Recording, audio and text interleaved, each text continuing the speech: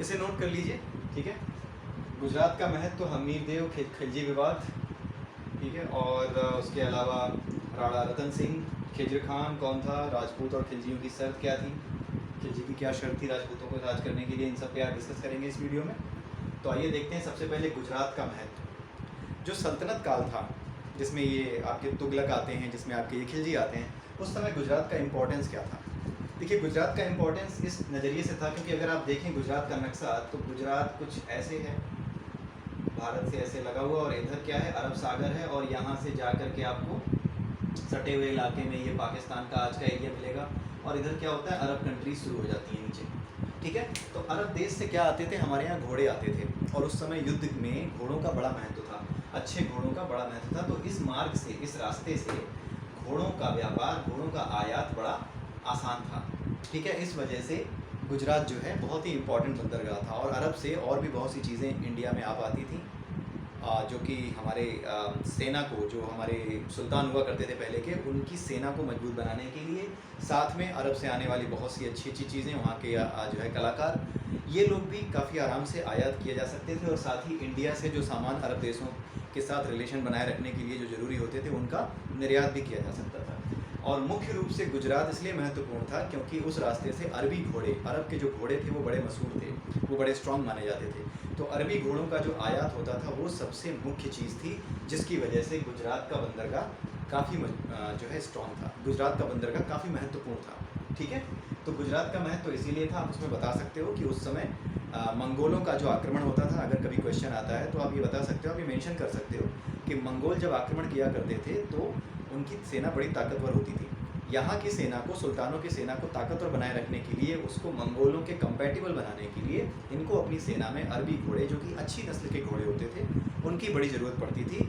और उन घोड़ों को गुजरात के तट की सहायता से, गुजरात के तट पर अरब से मंगाया जाता था, आयात किया जाता था, ठीक है, उनको इम्पोर्ट किया जाता था। तो इसलिए गुजरात का महत्व था स्ट्रेटजिक, अगर आप देखेंगे स्ट्रेटजिक वे में ये इम्पोर्टेंट, यानी रणनीतिक दृष्टि से ये महत्वपूर्ण था गुजरात का जो बंदरगाह था वो, और गुजरात खुद भी, ठीक है। और गुजरात अभियान के समय ही मैंने बताया था कि अलाउद्दीन खिलजी ने किसको पकड़ा था, आपका जो मलिक काफूर था, जो हिजड़ा था साथ में उसके, ठीक है, वो वहीं से पकड़ा था। तो गुजरात का महत्व ये हो गया, इसको हमने कवर कर लिया कि गुजरात का क्या महत्व था। कई बार ये पूछा जाता है, तो ये बहुत ही ऑब्वियस सा है उस समय के हिसाब से, आप आराम से सोच सकते हो। अब बात करते हैं हमीर देव और खिलजी के बीच में क्या विवाद था।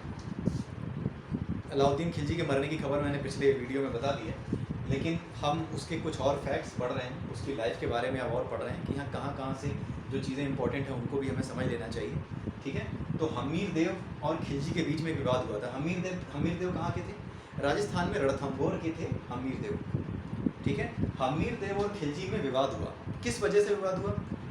एक वीडियो में मैंने बताया है कि खिलजी का मंगोलों से हमेशा 36 का आंकड़ा रहता था, मंगोलों को उसने हरा दिया था, लेकिन मंगोलपुरी जो दिल्ली में आज की तारीख में है, मंगोलपुरी नाम की जगह है, वहाँ मंगोल आकर के बस गए थे।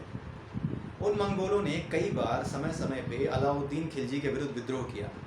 अलाउद्दीन खिलजी ने क्या किया था कि इन मंगोलों को अपने अधीन करके इनको अपनी सेना में रख लिया था, और इन्हें अपने अभियानों में साथ ले जाया करता था, जहाँ पे सैन्य अभियान होते थे वहाँ साथ ले जाया करता था, कहीं पे आक्रमण करता था तो साथ में ले जाता था, ठीक है। तो कई बार क्या होता था कि लूट के माल को लेकर के, क्योंकि कहीं भी जाते थे तो ये लूट पाट करते थे, किसी देश को जीतना, किसी जगह को जीतना एक अलग चीज़ होती है, ये लूट पाट किया करते थे, लुटेरे थे एक तरीके के, वहाँ से लूट लाते थे, औरतें उठा लाते थे, गहने उठा लाते थे, बच्चे उठा लाते थे, गुलाम बना देते थे। तो ये सारा जो अमानवीय कृत्य हुआ करते थे, ये सारे काम उस समय जो शासक हुआ करते थे, जो सुल्तान खास करके हुआ करते थे, उनके बारे में इतिहास इनकी जो है काफ़ी अच्छे से इनका इतिहास भरा पड़ा है, रक्त रंजित इतिहास जिसको कहते हैं, खून खच्चर से भरा हुआ है। तो उस समय क्या हुआ कि खिलजी और मंगोलों के बीच में जो तनातनी हो रही थी, एक बार दिल्ली में मंगोलों ने खिलजी के खिलाफ एक वो कर दिया, विद्रोह कर दिया कि हमें लूट के माल में सही से हिस्सा नहीं मिलता। तो खिलजी ने इनको पटक पटक के मारा, इनको सही किया, इनको दबा दिया, और जब दबा दिया, इनको मारा, काफ़ी लोगों को, काफ़ी सरदारों को, जो मंगोल सरदार थे उनको मार दिया। लेकिन 2 सरदार ऐसे थे जो भाग करके कहाँ चले गए, हमीर देव के यहाँ चले गए। और हमीर देव का क्या था, हमीर देव का सीन ये था कि भाई हिंदू राजा थे, शरणागत की रक्षा करना ये हमारा धर्म है, ठीक है। तो इन्होंने, हमीर देव ने अपने धर्म के अनुसार सही काम किया, जो शरणागति में आया था उसको शरण दे दी। लेकिन ये बात खिलजी को पता लगी कि भैया कहाँ शरण ले रखी है सरदारों ने, विद्रोही सरदारों ने, हमीर देव के यहाँ। तो इन्होंने हमीर देव के सामने ये शर्त रखी कि या तो हमसे युद्ध करो और नहीं तो फिर वो 2 सरदार जो मंगोल हैं वो हमें दे दो।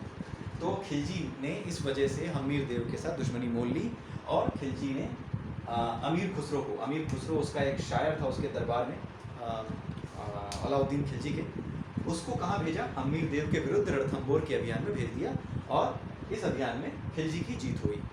ठीक है, और अमीर देव हार गए। ठीक है, तो हमीर देव और खिलजी के बीच के विवाद के बारे में पूछा जाता है। आगे क्या हुआ ये आप देख लीजिएगा, बहुत ज़्यादा इंपॉर्टेंट नहीं है। हमीर देव हार गए, वो कहाँ गए ये सब इतना इंपॉर्टेंट नहीं है। इतना इंपॉर्टेंट है कि हमीर देव और खिलजी के बीच में विवाद का कारण क्या था, ये कई बार पूछा जा चुका है, पूछा भी जाता है। और किसने साथ दिया उसमें, किसने उस अभियान को लीड किया, कौन उस अभियान का सेनापति था, तो अमीर खुसरो जो शायर था अलाउद्दीन खिलजी का, उसने भाग लिया था। ठीक है, अब बात करते हैं राणा रतन सिंह की, जिनके बारे में आपने रानी पद्मावत फिल्म में भी देखा होगा। राणा रतन सिंह कहाँ के थे, चित्तौड़ के राणा थे। ठीक है, राणा रतन सिंह के साथ इसका 36 का आंकड़ा चलता था अलाउद्दीन खिलजी का। हालांकि इसमें ये भी दिखाया गया है कि हाँ पद्मावती की वजह से भी ये विवाद था, लेकिन इसमें एक विवाद का कारण और था, वो आप नोट कर लीजिएगा कि जो ये खिलजी था, इसने राणा रतन सिंह से गुजरात तक जाने के लिए, मालवा तक जाने के लिए, गुजरात और मालवा के रास्ते बनाने के लिए सड़क बनाने का रास्ता मांगा था। और राणा रतन सिंह ने कहा था कि हम तुम्हें रास्ता नहीं देंगे सड़क वड़क बनाने के लिए। ठीक है, तो इसकी वजह से जो खिलजी था वो पहले भी इससे नाराज़ था और उसने कई बार नाराज़गी जाहिर की थी। और साथ में जो रानी पद्मावती की कहानी थी, जो रानी पद्मावती के बारे में लिखा गया है, जो एक उपन्यास है पद्मावत, जिसको मलिक मोहम्मद जायसी ने लिखा है, उन्होंने ये बताया है कि एक विवाद का कारण ये भी था, लेकिन दूसरा कारण वो भी था। ये 2 विवाद के बाद से जो है राणा रतन सिंह और अलाउद्दीन खिलजी के बीच में कोई बात नहीं बनती थी। ठीक है, और अंत में एक युद्ध हुआ जिसमें जो खिलजी था उसने राणा रतन सिंह को पराजित किया और चित्तौड़ को अपने कब्जे में कर लिया। ठीक है, जब चित्तौड़ को अपने कब्जे में किया तो चित्तौड़ का शासन किसको दिया उसने, चित्तौड़ का शासन, चित्तौड़ को जब उसने राणा रतन सिंह को हरा करके चित्तौड़ को अपने कब्जे में लिया तो उसका एक बेटा था जिसका नाम था खिज्र खान। ठीक है, खिज्र खान किसका बेटा था, अलाउद्दीन खिलजी का। तो अलाउद्दीन खिलजी के बेटे खिज्र खान को चित्तौड़ की गद्दी मिली। वो नाबालिग था लेकिन उसको वहाँ पे देख रेख के लिए रख दिया गया कि भैया तुम देखो। ठीक है, और उसकी सहायता के लिए कुछ सरदार भी अलाउद्दीन खिलजी ने वहीं रख दिए। ठीक है, अब बात करते हैं राजपूतों के साथ खिलजी की नीति क्या थी। ये जो चित्तौड़, ये जो रणथंबोर है, इन सब किलों को जीतने के बाद उसने राजस्थान को काफ़ी कमज़ोर कर दिया। उसके बाद उसने मालवा, गुजरात सब जीते। तो उसने क्या किया कि जब राजपूतों का जो गढ़ था, जो कि चित्तौड़ था, जो आपका राजस्थान था, इसको जब उसने जीत लिया तो इसने राजपूतों के लिए एक अलग ही नीति बनाई। इसने क्या किया, इसने कहा कि राजपूतों को अगर अपने राज्य में शासन करना है, जैसे यहाँ पर तो खिज्र खान को बैठा दिया, लेकिन उसके बाद उसने क्या किया, राजपूतों को उनके राज लौटा दिए। उनको कहा तुम राज करो, लेकिन कुछ राजपूतों को ही लौटाए। तो उसने शर्त क्या रखी कि अगर आपको राज करना है तो सबसे पहली चीज़ ये कि आपको क्या देना होगा, खिराज, यानी एक तरह का टैक्स। खिराज जो एक तरह का टैक्स होता है वो आपको देना होगा अगर अपने यहाँ आप राज करना चाहते हैं, हिंदू शासक बनकर ही राजपूतों का शासन बनाए रखना चाहते हैं, तो आपको क्या देना होगा, एक तो खिराज देना होगा और दूसरा क्या करना होगा, राजस्थानियों के लिए विशेष रूप से उसने ये बोला, राजस्थान के जो शासक थे उनके लिए उसने ये कहा कि आप लोगों को अपने यहाँ, हमारे यहाँ की सेना यानी सुल्तान की सेना, दिल्ली की सेना जिसमें मुस्लिम सरदार होंगे, उनको अपने यहाँ रखना होगा, वो तुम पे नज़र रखेंगे।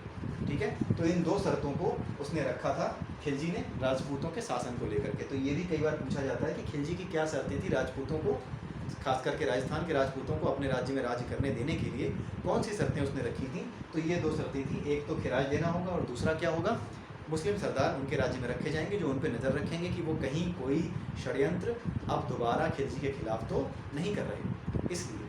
ठीक है, तो आज के लिए दोस्तों इतना ही है। आगे हम और भी नए टॉपिक्स डिस्कस करेंगे, इनको आप नोट कर लीजिएगा। बहुत ज़्यादा बड़े टॉपिक्स नहीं हैं, छोटी छोटी चीज़ें हैं, आपको सिर्फ आइडिया लेना है कि हाँ क्या हो रहा था। उसके बाद बाकी चीज़ें आप खुद जान जाओगे कि हिस्ट्री में पॉलिटिक्स कैसे चल रही थी। हिस्ट्री देख लोगे तो उस समय की पॉलिटिक्स आपको समझ में आ जाएगी, फिर आप उसको बढ़ा चढ़ा के लिख सकते हो, अपनी समझ भी उसमें डाल सकते हो।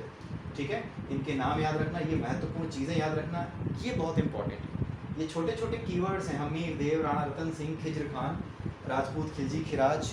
ठीक है, ये छोटे छोटे कीवर्ड्स हैं। ये कीवर्ड्स अगर आपको याद हैं और ये वीडियो आप एक बार ढंग से देख लेते हैं तो आपको प्रिपरेशन करने की ज़रूरत नहीं पड़ेगी, एग्ज़ाम में बहुत ज़्यादा नहीं पड़ेगी। आप आराम से इस पेपर को, जो हिस्ट्री वाला सेक्शन है, कोई भी पेपर हो वहाँ पे हिस्ट्री वाले इस सेक्शन को निकाल लीजिए। तो ठीक है, आज के लिए बस इतना ही है। आप मेरे चैनल को लाइक कीजिए, सब्सक्राइब कीजिए और मेरा वीडियो शेयर कीजिए, अपने दोस्तों को भी बताइए। और have a nice day, bye bye, कल फिर मिलेंगे। ओके।